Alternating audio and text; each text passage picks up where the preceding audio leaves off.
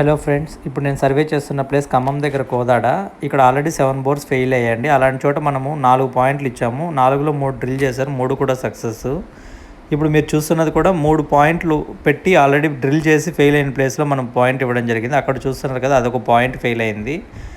ఇదే ప్లేస్లో మనం పాయింట్ ఇచ్చాము. ఇప్పుడు మీరు చూస్తున్నది సెకండ్ ఫెయిల్డ్ పాయింట్ అండి, అక్కడ కూడా ఫెయిల్ అయింది. అక్కడ అది థర్డ్ పాయింట్. ఇవన్నీ కూడా లూజ్ సాయిల్ వల్ల ఫెయిల్ అయ్యాయి. అలాంటి చోట మనం హార్డ్ రాక్లో పాయింట్ ఇచ్చి సక్సెస్ ఇవ్వడం జరిగిందండి.